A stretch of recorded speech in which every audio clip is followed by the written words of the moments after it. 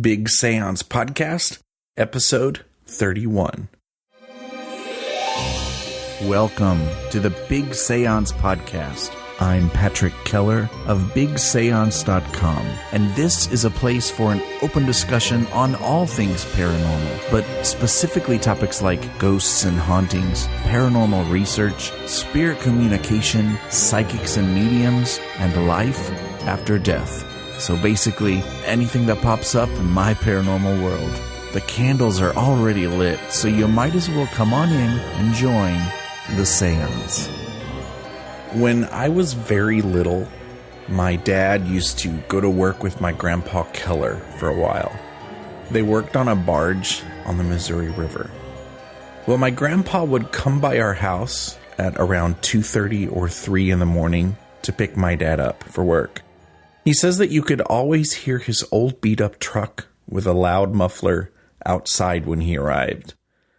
Often when my dad was late or if he slept in, my grandpa would get out of the truck and knock loudly on their bedroom window to get him up and going. Well, when I was 3 years old, my grandpa Keller died. Several weeks or a month after that, my mom and dad were woken up in those same early morning hours one spring or summer night. What woke my dad was what he says sounded like Grandpa's loud truck. All of a sudden, there were loud bangs on the bedroom window, followed by the sound of the loud truck taking off down the road. My mom says she definitely remembers hearing the banging on the window and feeling shocked or stunned. Dad threw on some pants and took off out the front door to see who was there, but no one was there. And he claims that even though you could still hear the truck taking off down the road, there were no lights and no truck to be seen. I don't have many memories from this time, and I definitely don't remember this event, but I love to hear my dad recalling it. I tell you this story for two reasons. One, a little bit later in the episode, I'm going to tell you about an opportunity that you may want to take advantage of to win a free book in exchange for a story of your own. And two, my story is an example of after-death communication, and that leads right into today's episode. I'd like for you to think back over the years, and maybe you witnessed a passing loved one experiencing a departing vision or visitation, where a dying person is visited by someone in spirit form, maybe a loved one who passed on years earlier. Maybe you heard this dying loved one talking to someone who wasn't physically there. I haven't witnessed this personally, but I've heard several stories of this happening in my family. Well, hopefully, these visitations end up being calming experiences for the dying, encouraging them to not be afraid of reaching the end of their physical, earthly journey, and allowing them to let go and to look forward to the next journey. My guest today is Carla Wills-Brandon, and we'll be talking about these stories of departing visions and spirit visitations that many of us have experienced in our own families. She is a licensed marriage and family therapist, licensed psychological associate, has published 13 books, one of which was a Publishers Weekly bestseller.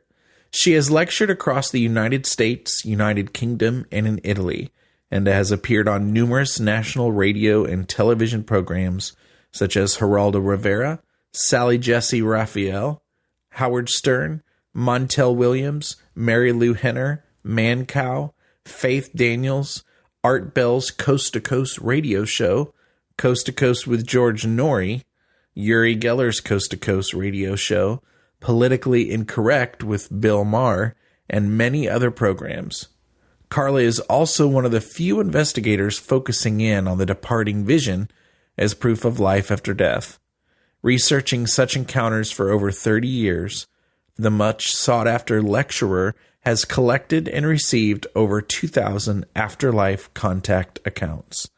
Her book topics range from recovery from grief, loss, and death, afterlife research and spirituality, food disorders, addiction, holistic health, relationships, dealing with teens, children of trauma and addiction, healthy intimacy and sexuality, sexual healing, and trauma resolution and PTSD. Carla is married to Michael Brandon, PhD, a licensed clinical psychologist. The couple lives on the Gulf Coast in a 100-year-old house with their 2 sons and an assortment of furry pets. The Brandons have been in private clinical practice for over 30 years. Well, Skype decided to garble a few of Carla's thoughts, but I've tried to clean that up a bit, and I think it's a great interview. So here we go.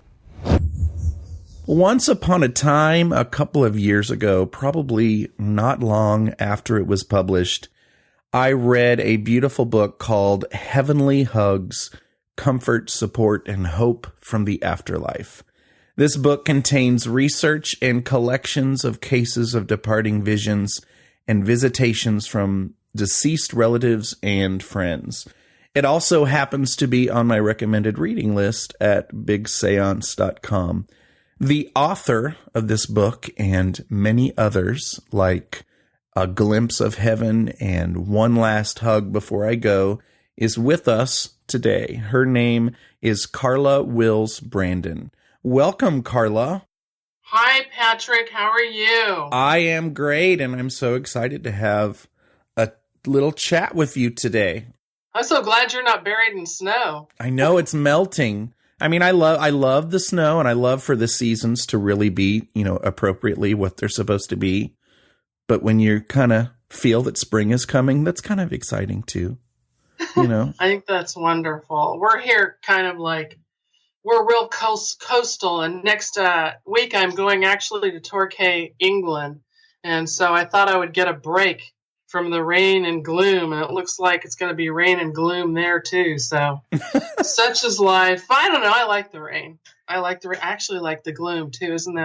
What does that say about me? I get that. I also know what it's like to be landlocked and get kind of jealous of people, that are coastal. Yeah, come visit me. Come visit me. Awesome. Well, we'll chat. Okay. So, Carla, you have expertise on so many topics and on so many levels. And I believe at this point you've written 13 books, with a few of them having themes just perfect for us to chat about here. But your background began as a clinical psychologist and a marriage and family therapist, and many other titles I'm not mentioning probably. Can you tell us what led you to researching departing visions and, life after death topics? Okay, well, I'm going to give you the abbreviated version. That's fine. When I was a kid, my mother was very, very sick. She actually passed at the age of 38. Was diagnosed with breast cancer at 33. And there was a lot of drama and trauma in my family. And so I had gone to a Sly and the Family Stone concert. Mm-hmm. And while I was there, I suddenly got very, very sick. And so I found an ambulance on the grounds of the concert. And I went and laid down in the ambulance, went to sleep, and woke up. And by the time I got home, I discovered that at the exact time I'd crawled into an ambulance, so had my mother. And I didn't know what that was. I kind of brushed that aside. I was a little more concerned about her being in the hospital. But then shortly after that, she passed. Now, when she passed, I had just turned 16. And I woke up and I knew that she had moved on. And I got up and I went downstairs and sat by the phone. And shortly after that, I received a phone call and was told that, yes, indeed, she had moved on. Now, I thought I didn't make anything of that either. There was too much, so much stuff going on. Mm-hmm. And I didn't really know who to talk to. But fast forward maybe 20 years, and a really good friend of ours, I went back to California, where I'm originally from, and he and I hung out. And I was telling him about this experience with my mother, and he turned pale. And he said, "You're not going to believe this, but I woke up at the exact moment that your mother passed and knew she had moved on. And so did another friend of ours." So that was 3 people 3 of us. Well, just last year, my cousin, I posted this account on Facebook, and I have a cousin in California. And so then she immediately messaged me, and she said, "You are kidding me." She said, "I woke up at the exact moment of your passing and knew your mother had moved on. And my mother had had a similar experience." So that was 5 of us. If only I had known about that when I was so much younger, because what ended up happening is I got into alcohol, became alcoholic, got sober at 28, thank goodness. But back then, I didn't know how to deal with death, dying, paranormal contact. And so I just covered it up with a bunch of booze. And then with Crohn's disease, doctors would give me any pill I wanted. They'd give me anything. Mm-hmm. So it was mostly the pills. And when I got sober, I started meditating. And again, all of a sudden, I began having experiences I couldn't really understand. So what I did is I got very focused in on my practice and built up a successful practice, and was lecturing around the United States and also in England. And I happened to be in England. I was down getting ready to take the tube to the other side of England to present. And then the IRA, they were blowing things up at that time. And so there was an announcement. Everybody had to get out of the tube. What I did is I found a bookstore, which is one thing I love to do. And I went digging around, and I spotted this book, and it said Deathbed Visions. And so I pulled it out, and it was written by a guy named Sir William Barrett. It was a Dr. Barrett. And it was the first book really put together about modern departing visions, deathbed visions. And it was actually written in 1925 and published in 1926. And what Barrett and his wife did, Barrett's wife was a gynecological surgeon, and the women she was working with would report these experiences for the women who were getting ready to pass, they would see deceased relatives and loved ones, and it was very comforting for them. And there was a lot of consistency in the accounts from one to the other to the next. And I just sat down on the ground and I read this thing in one sitting and was amazed. And so what I did is I started looking around, and I found another work by a couple of researchers out of Iceland, Dr. Osis and Dr. Haraldsson. And what they had done is a longitudinal study on departing visions. And so what they discovered was that there was consistency for those who had departing visions. And what they would talk about is how people would consistently discuss how there was somebody in the room, somebody had come to take them to what we would call heaven or afterlife, the next dimension. Some of them would get a glimpse of the next dimension, and they'd have conversations with only deceased people, not living people. And so everybody needs to get that clear. It wasn't the grocery clerk down the street or the postman or the living cousin that everybody hates. It was deceased relatives and loved ones, and their purpose was to come and take away or escort the person who is getting ready to pass to the next dimension. And their study actually looked at 2 cultures, American culture and culture in India. And these studies began in the 50s, 60s, and 70s. And what they discovered was that these visions were not a consequence to the dying brain. And every once in a while, some skeptic puts that up on the web, and I go ballistic. And of course, I have to counter it. Then there is the whole medication thing. What they discovered is that medication or no medication, the results, experiences were identical. They looked at the type of passing, type of diseases, didn't matter. Same experience, same takeaway message, deceased relatives and friends. So They looked at a lot of this stuff, and then they published a book, and it's called At the Hour of Death. So, of course, I devoured that. And today I'm still very good friends with Erlendur Haraldsson, who continues to do research on afterlife experiences. And it's his shoulders who I really stand on. Elisabeth Kübler-Ross, I did not know this, but I found it out. In her first book on death and dying, she had excluded a chapter on afterlife contact because she thought that she wouldn't be taken seriously, that her first book wouldn't be taken seriously. She's sort of the grand dame of research for those of us who are interested in death and dying. I remember hearing about that. Oh, yeah. She wrote a fantastic book that described, she would sit with the dying and dying children and listen to them and watch what they went through and watch what their parents went through. And so, reading that chapter that I finally got hold of, I have my ways, but she listed departing vision experiences, near-death experiences, a multitude of accounts that had to do with afterlife contact. So I thought, I'm not crazy. I mean, I had tried to bring this up to clergy. I had tried to bring this up to my peers. Even my husband, who is a hardcore Texas meat and potatoes sort of guy, at that time told me that I needed to be a little silent about all this. The people were going to think I was crazy. Oh. All that did was inflame me more, because at the same time I was having my own experiences and I did not know what to do with them. And they actually scared me. And so I would just shut them off. And I would shut them off for long periods of time.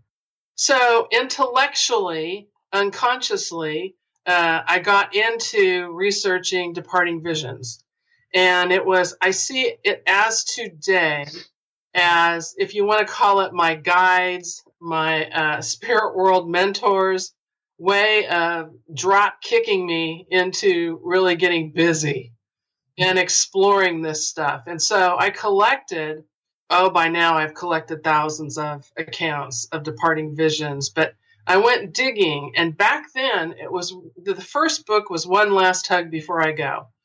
And it wasn't like it is today. It was more difficult back then to make contact with people who had these experiences. Plus, of course, we're not supposed to talk about these things because then we get ridiculed or labeled a loon. So after that book was published, I had people pulling me aside at parties or family events or even at my temple, talking to me about, I have a full-time job and I'm a responsible person and I'm not crazy. But I woke up in the middle of the night and I saw my grandmother standing at the foot of the bed and she was waving at me. And then she suddenly disappeared, and then the phone rang and I learned that she had passed on. Or other stories about, my favorite story that I tell over and over again is about one of my friends who had an experience where her father was in a nursing home.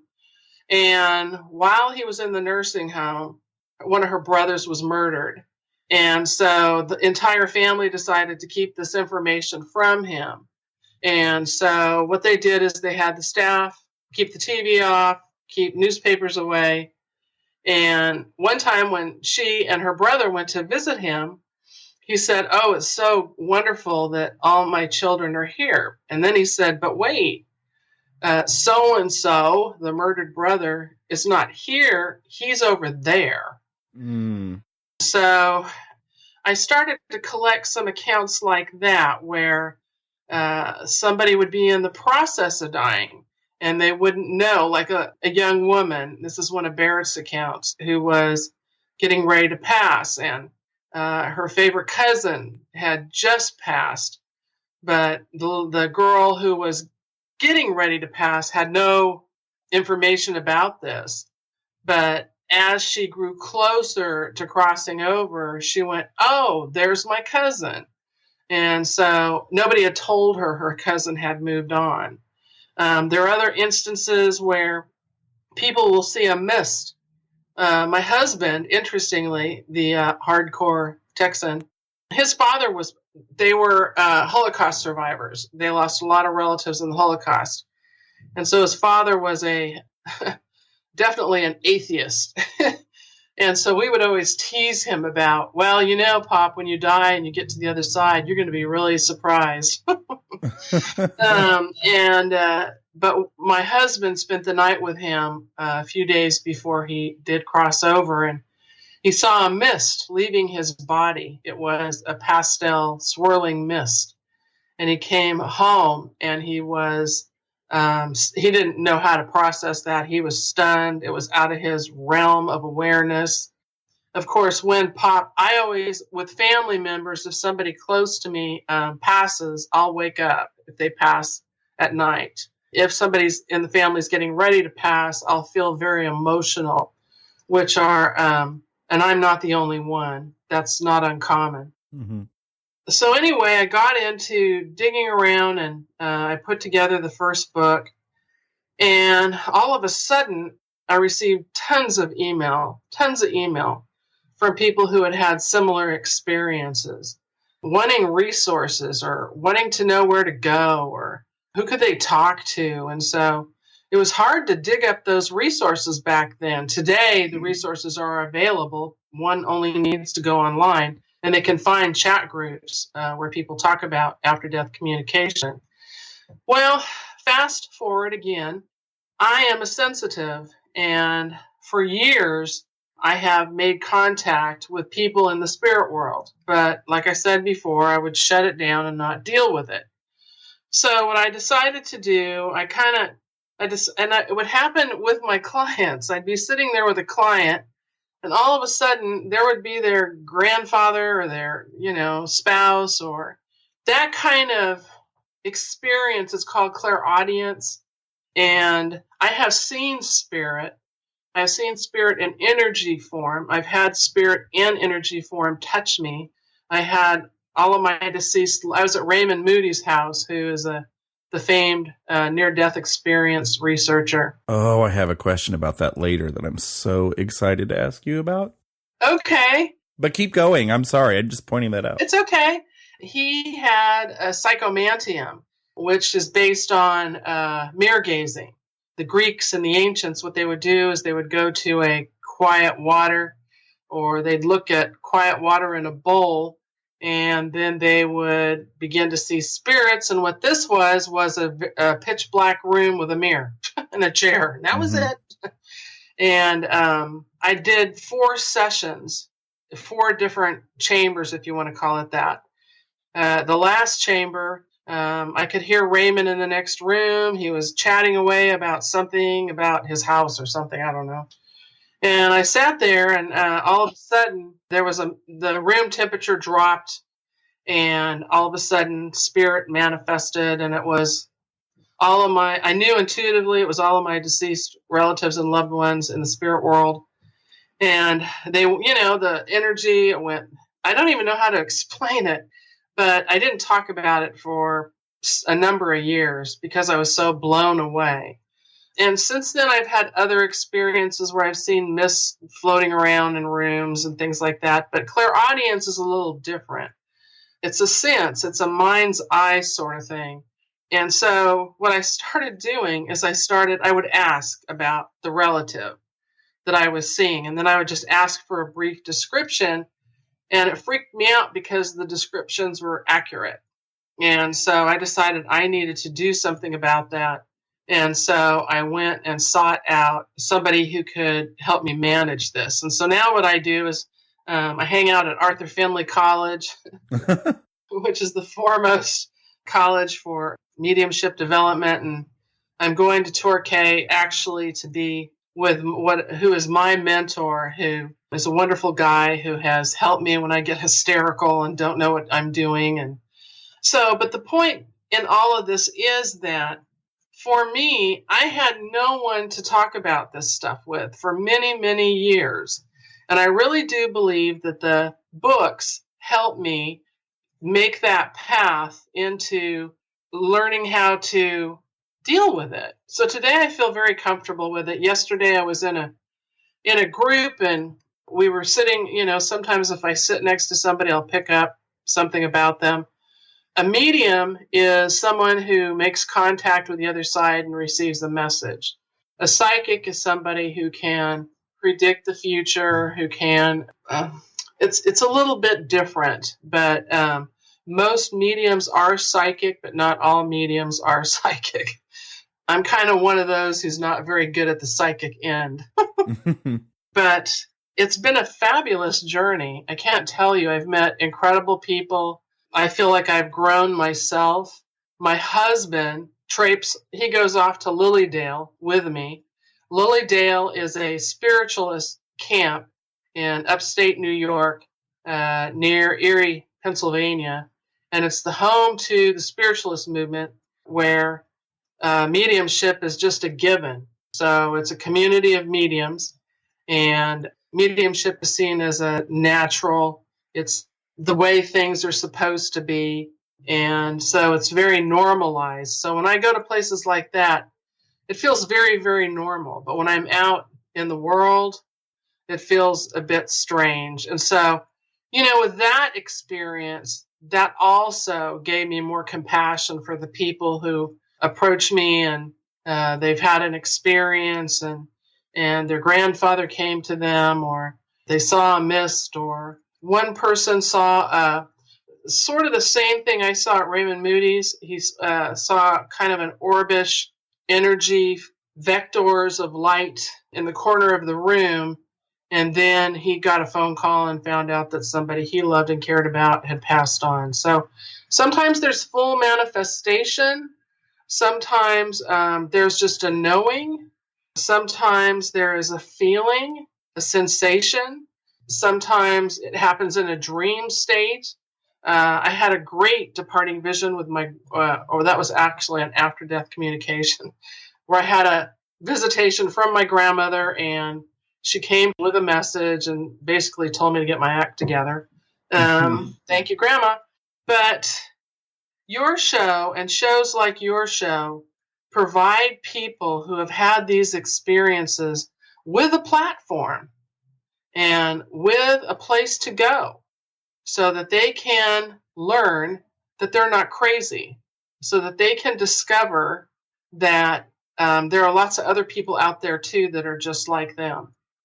When I wrote my first book, that wasn't the case. So we really have come light years since my first book. You're listening to the Big Séance podcast with Patrick Keller. Look for us on iTunes and be sure to check out bigseance.com for more discussion. So I'm breaking in here for just a few minutes, and then we'll get right back to my interview with Carla Wills-Brandon. But I wanted to tell you about a big Seance book giveaway going on right now. Here's the info. You could win a copy of Love Never Dies, How to Reconnect and Make Peace with the Deceased by Dr. Jamie Turndorf, a famed relationship therapist who is most commonly referred to as Dr. Love. You can visit bigseance.com or check out the show notes for more info about the book and even a video trailer for the book. And here's how to enter for a chance to win a copy of the book directly from the author. Send me a positive story or experience where a past loved one has reached out from the other side to communicate with you. This could be a simple experience, like the story I shared at the beginning of today's show, or even a larger moment that forever changed the way you feel about death. I'd love to share your stories on the podcast or the blog, but let me know if the story is just between you and me. Either way, you'll be entered into the contest. Here's some easy ways you can share your story. Call the Big Séance Podcast feedback line at 775-583-5563, or just remember 7755-TELL-ME, and share your story. If you use the feedback line, please also contact me at patrick@bigseance.com so that I can notify you in the event you win. You could also record your story from your device on our SpeakPipe page. And honestly, if you want your story to be featured on the show, the SpeakPipe ends up sounding a little better than the feedback line. But the feedback line's okay too. To get to the SpeakPipe page, you can go to the link at the top of bigseance.com. Not interested in recording your voice? Simply email your story to me at patrick@bigseance.com. The deadline for entries is Monday, March 30th, 2015.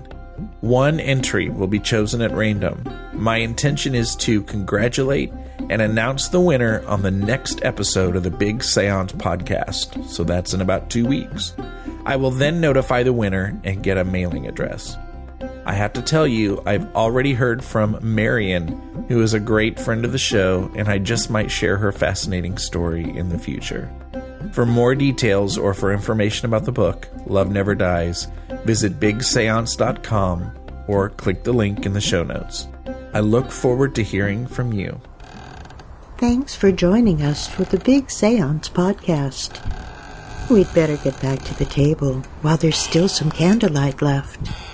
In your the book, Heavenly Hugs, I think one of the big things that you try to get across is we never die alone. You know, you have a statement, we never die alone. When people learn of this concept that we're talking about and your work with them, do you see a sense of relief a lot when folks realize this? Well, let me give you a little example here. I was working with a young girl who was 12 years old. And her grandfather had gotten really sick. And so and her mom was very rattled by what was going on in the family. And there were some other things that were happening. But the little girl had developed what we call death phobia, where she obsessed about it. I mean, she obsessed about it. It woke her up in the middle of the night. It scared her. And so what I did is, first what I'll do is I'll check things out with the client I'm working with about their belief system. And if they think afterlife communication is woo-woo, then I don't really approach it. I kind of drop it and take another avenue. But if they show some interest, oftentimes they'll tell me stories about relatives or experiences they have had. And if I get that kind of high five, then what I'll do is I will direct them towards some of my videos, which are on YouTube. But also I'll direct them to other videos because I don't want them just getting it from me. I want them to get it from a variety of people. And so I'll have a list. I'll put together a list of YouTube videos for them to watch. And it's amazing how well that works because this little girl, her and her mom sat down and they watched a number of videos. And then they came back for the next session, and the little girl was completely changed. It was a non-issue, which was good because then we could get to dealing with what we really needed to deal with. I've had other people, adults, come in who have death phobia, or they're going to die themselves, or they have somebody who's in the process of dying, or they have died. And so I do a similar thing with them. And oftentimes, visualization is a real good tool also because I'll have them visualize their deceased loved one, and then they can have a conversation. And that's a good way to finish unfinished business. And most of the times, they are shocked by the responses they get. They don't expect the responses they get in the visualization during the conversation. Well, I know what that is. But it's not my job to inform them about that. I can direct them with information, but I have to be very, very careful. A lot of times I'll have a clairvoyant experience with the individual they're communicating with. And so, of course, I'll just say something simple like, well, tell me what they look like. And that's just for my own validation. And then I'll suggest that they have conversations with this person every day, because it really does help with the grieving process. So it's an amazing tool for me. Amazing, because I work with a lot of tragedy. I work with individuals who are back from Afghanistan, Iraq, sexual abuse survivors, people who have experienced other forms of violence, people who have been suicidal. So, because I'm a trauma specialist, so it's just been invaluable. Do you think, like with the death phobia that you were just talking about with, this paranormal craze that we're in now, kind of the last 10 years, do you think it's improved as people are a little more open-minded or interested, I guess, in kind of the paranormal and spiritual topics? Is it getting better? Let me just talk about the craze right now. Okay. And I know it's going to come up when I go to Torquay, but it always comes up. There are people who take these experiences and turn them into a huge business and end up charging people astronomical fees for contact if they are a sensitive or a medium or a psychic. I've seen prices as high as $800 for a half an hour, which I think is ridiculous personally. But then there are those who see this as an obligation, if that makes any sense. Mm-hmm. Of course they're going to charge, but they'll charge a very reasonable fee. But it's like an obligation to help society with death phobia. And the way you do that is at the grassroots level, one person at a time. So, yes, I do see a lot of paranormal craziness out there, and some of it I really love and I enjoy listening to. But I also have to say, buyer beware. If it doesn't feel right, most likely it isn't right. If it feels right, follow the trail.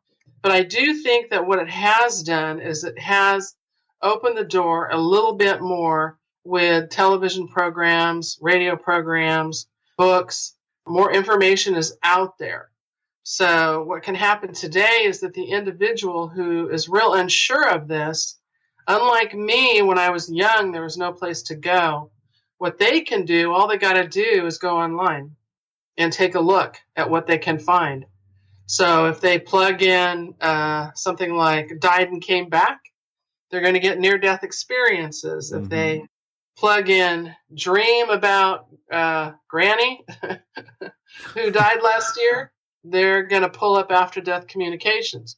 If they plug in something like a lot of people had premonitions about when the World Trade Center, when it came down. Mm-hmm. So 9/11. And back then, I remember people scrambling because some of my friends, really good friends, had some premonitions. And they were scrambling to find places to go. So I was getting a lot of email about that. And I had a hard time finding out where to direct them. Today, it's very easy. All you have to type in is premonitions. So from that perspective, yes. And I think what we're doing is we are whittling away at some of the death phobia. But I'm also going to say this. We live in a very youth-driven culture. And what I am getting in my office are a lot of younger people who are atheists. They are atheists and they have no interest in any form of spirituality, and they are very obsessed with how they look. They're very obsessed with growing older. And so my job has been to let them know that growing older is not a sin. It doesn't mean you're stupid. It's not the end of the world.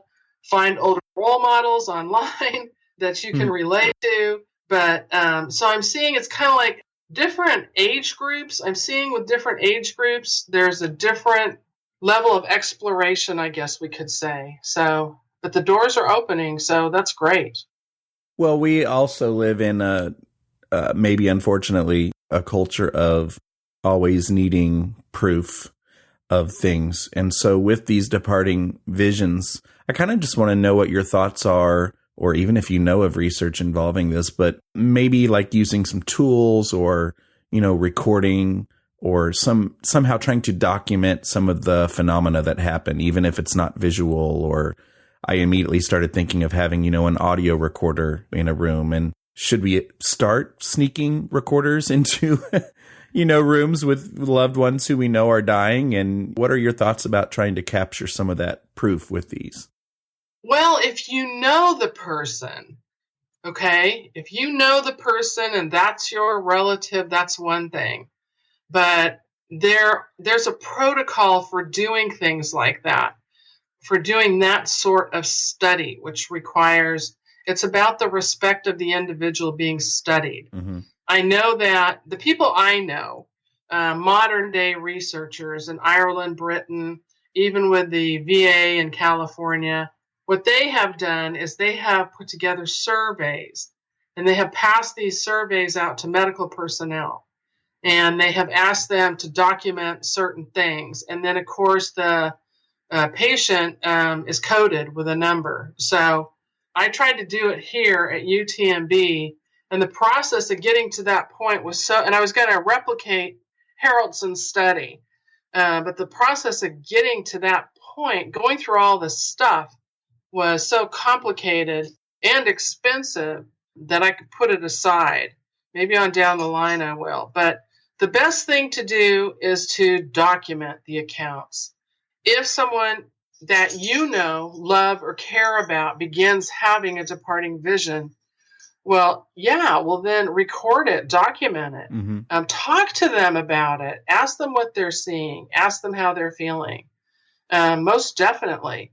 But on a large scale like that, right now we're still at the survey level. So yeah, it's observation. So it's a bit of what I described when I first talked about Haraldsson and Osis research. So what's interesting is that more and more people are taking a look at this to fine-tune it, to fine-tune that this isn't about a dying brain, to fine-tune that living people aren't the people who are seen, to fine-tune that medication isn't involved, to fine-tune that religious beliefs don't have any part of this, to fine-tune some of the stuff that's already been discussed in previous research. Now, you talked a little earlier about kind of some of the skeptic view and how you respond to that. And I think anyone who knows anything about your work in all areas, really, they probably would agree that you would have to be a very open-minded person, both in your therapy and, in this research. And you must hear some really far out things. I can only imagine. Do you ever hear a story or a claim and this, skeptic part of you just pops out and you're like, what? Not possible. Do you ever find yourself being a skeptic? I am a skeptic, but not the way I was in the very early years. Because I hadn't made peace with my own experiences, of course I was skeptical of everybody else's experiences. And the more I investigated, the more I accepted my experiences, the more open-minded I became. I remember doing a show with, I guess it was the first show with George Norrie, Coast to Coast. Mm-hmm. And he asked me a question, where do you think we go after we cross over? And I hadn't sorted that out yet. And so I gave the honest answer of, I don't know. And fast forward again, now I have some ideas. But that's typically how it works. So if somebody comes to me and they share something with me, I try to keep an open mind. Also, it's important for you guys to know this. I work with people who have hallucinations. Mm-hmm. Hallucinations are very different than departing visions or near-death experiences or afterlife communication.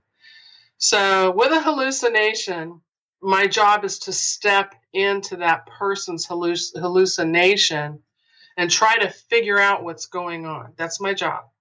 Now, each client, if let's say I have 10 clients who have hallucinations, those hallucinations are going to be specific to that client, and they're going to be different from client to client to client. There will be no consistency whatsoever. If somebody comes in with some sort of afterlife account, what I'm going to look for is consistencies. I'm going to look for red tags for near-death experiences, afterlife communications, premonitions, mediumship ability. But I'm going to look for some sort of consistency. And so that's really how I look at these things. I can't say I have really heard anything related to afterlife that has, I will always dig more. I'm a digger. I can track you down and find out where you live. Oh, boy. I am a digger, a serious digger. My mom worked for a private investigator, and so I've got the blood. My great-grandfather, he was a detective too, so, you know. But if somebody comes to me that seems off, oftentimes if it seems off, it's because they don't know how to present it. They don't know how to talk about it.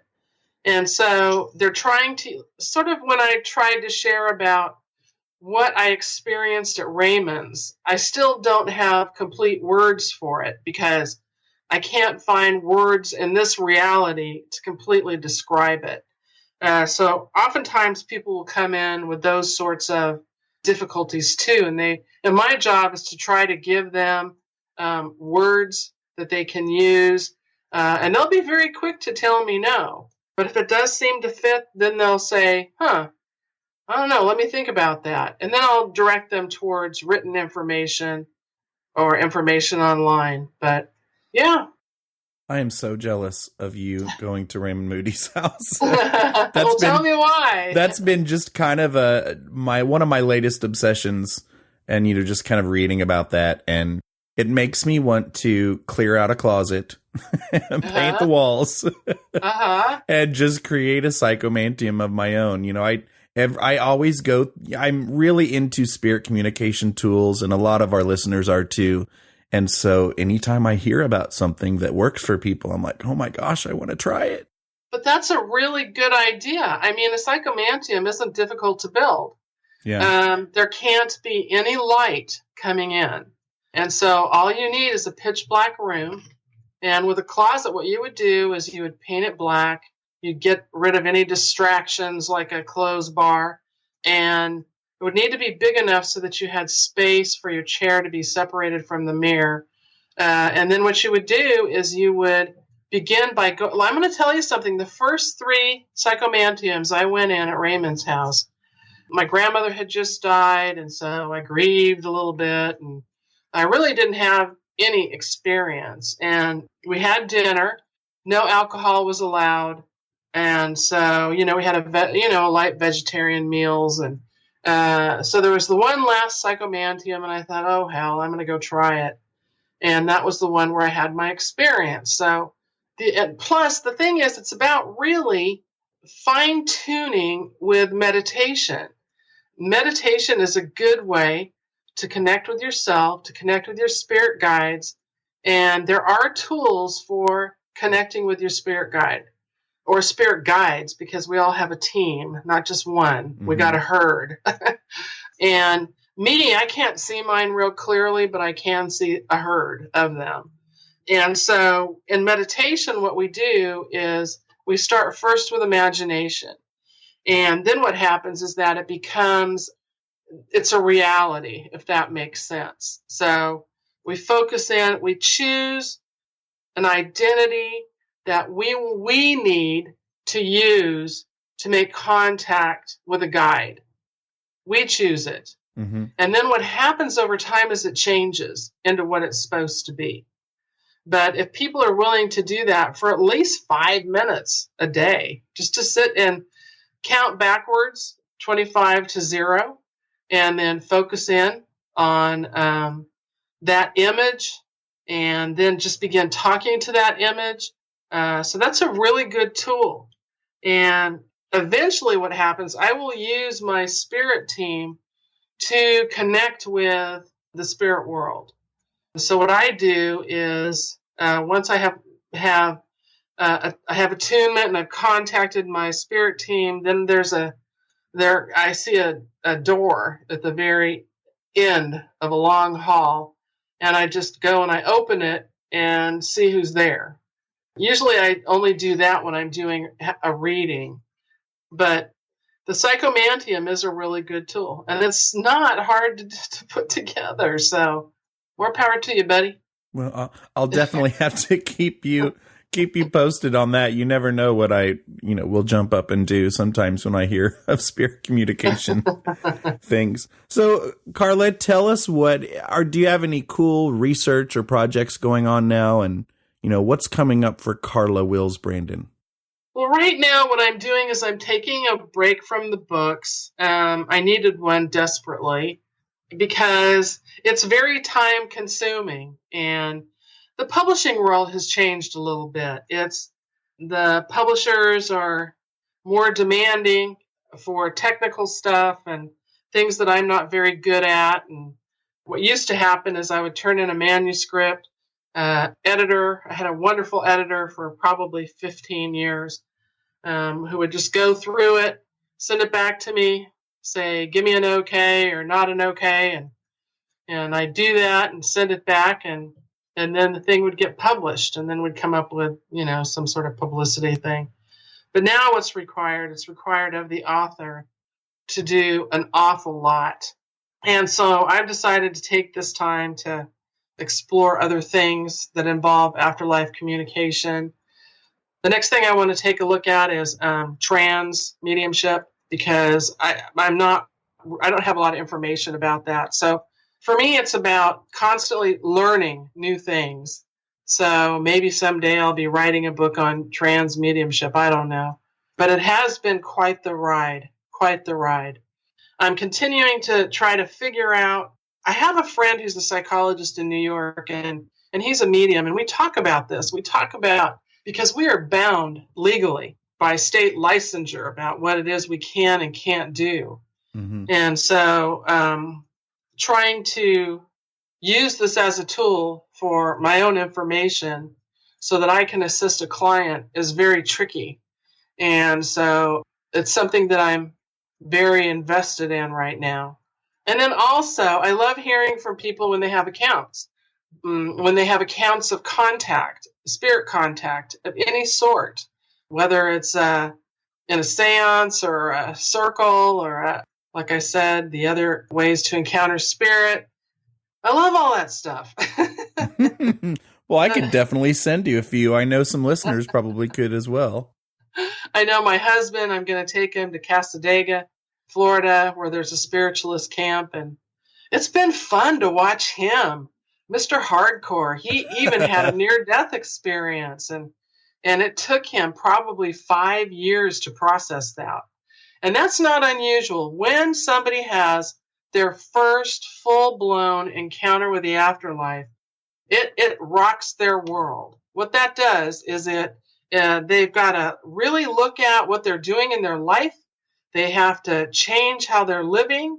They have to, material things aren't quite as important. Being more humanitarian is. The purpose of life changes. There's more compassion. But also I'm going to let your listeners know, it can churn up old garbage that needs our attention. So with the psychologist husband, he had issues that came up about the Holocaust and growing up with that and listening to that. And the shrink had to go get shrunk. And he had to do some work on that. So what I also see happening nowadays is that there are all of these technique-y books for making contact, but there aren't resources for how to process it. So somebody will read something that has a technique that works great, really well. And then they have an experience, and then they, like me, what I did, and then they won't know what to do with it, and it scares them. And then they show up in my office and they think they're psychotic. So, when in reality, they're not. I never considered that. That's interesting.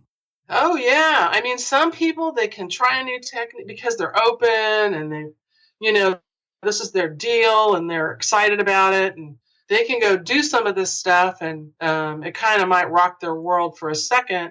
But there are a lot of people out there who, people who they can have just a near-death experience. I shouldn't say just. But there has actually been research on individuals who have had near-death experiences, and then all of a sudden they're like, whoa, my life makes no sense anymore. I can't relate to anybody anymore. Or people who have sat at the bed of somebody who's getting ready to cross, and then all of a sudden they see a relative standing in the door who passed away 10 years ago, who waves and then disappears, and then they look at the bed, and their relative in the bed suddenly crosses also.